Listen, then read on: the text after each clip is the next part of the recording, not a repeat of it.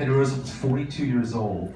He gets the news in upstate New York and takes the oath of office where he is at this campground, and he's president. Teddy Roosevelt did not have a vice president for the first 2 years. Our country didn't have a rule in place to give you a vice president if the president was assassinated, which is interesting. That rule changed in 1904 at the next election, but he didn't have a vice president. So Teddy Roosevelt in 1903 decides to go to California for the very first time for a couple of reasons. One, he didn't like being stuck in Washington. He loved the great outdoors, and he knew that he had to kind of shore up some voters for the election the next year. But first on his list was to write John Muir and say, I want to see Yosemite. I've read your books and articles about Yosemite. I don't want to just see it though. I want you to take me there. And I want to camp with you. I want to get away from politics. We're going to have no advisors, no security, no nothing. You, me, and 2 guides. Are you in? And Muir says, Muir's actually got a trip planned at that time. He cancels the trip. Muir, I don't know, I'm a big John Muir fan as well. Muir, for all of his sort of that beautiful forested wandering and all the quotes and books, he was a hell of a salesman too, and a very shrewd, crafty guy who I think knew that if he had 3 nights alone with the leader of the free world, he could send him back to Washington armed and ready to sign every bill he needed. He saved every friggin' acre he wanted out there in Yosemite. So they meet in a place called Raymond, California. Roosevelt comes to, again, the whole trip is so amazing. It's a 9-week trip, 9 weeks away from Washington, if you can imagine, traveling cross country on train and stagecoach to ultimately get to California. He sees Yellowstone for the first time. He sees Grand Canyon for the first time. In Kansas, on day 4 of the trip, a little girl gives him a badger. She wants to present him with a baby badger. And the presidential aides all freak out and say, you can't give him. And Roosevelt shoos them away and says, I want the badger. I don't only want it, it's going to ride in my private car. I'm going to feed it every night. The badger, whose name was Josiah, makes the whole trip, gets back to D.C., lives in the White House for 3 years before becoming, arguably, what they write about it, the nastiest creature on the planet, destroying, So they move him to the Bronx Zoo, where he lives the next 5 years, the rest of his life. So Josiah's part of this crazy trip. But Roosevelt first comes to California. He enters at Barstow, Victorville. The train comes in that way, comes to Los Angeles, Riverside.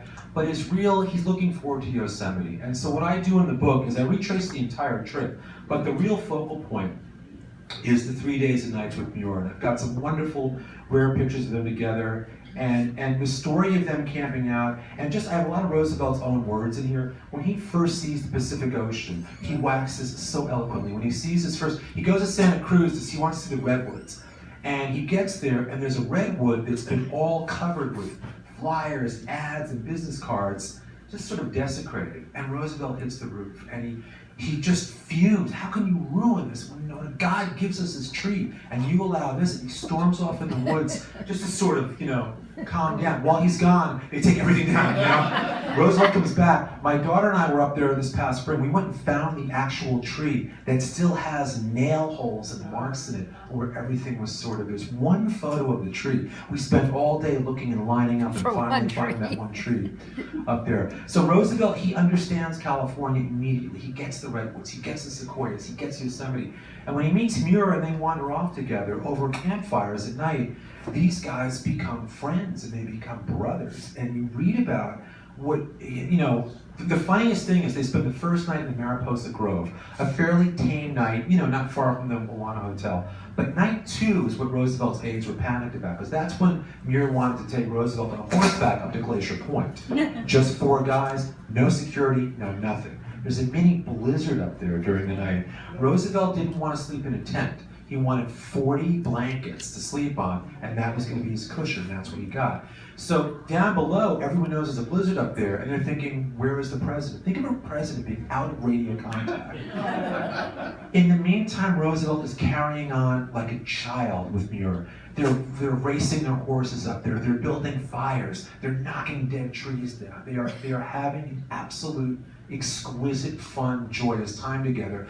But Roosevelt's learning and learning and learning. Roosevelt, on his trip in the middle of the night when the train was going through Colorado or Utah, his train was in the back. It was called the Elysian, his state car. He would walk up by himself through all 7 cars to the engine to ride with the conductor because they let him pull the whistle. And he would shovel coal and talk to the guys. He really, for him, it was this organic experience that allowed him to bond with the common man. And they loved him for it. When he was camping at the Grand Canyon and Yellowstone, he would cook and clean. He would barbecue for the guys and then clean their pots and pans.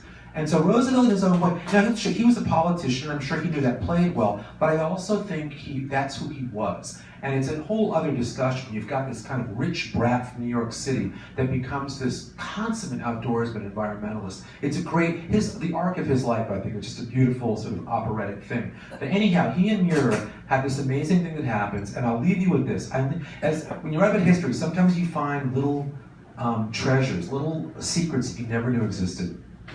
I have this perfect thing to end on too. So there was a guy named Thomas Hill. Thomas Hill was a painter and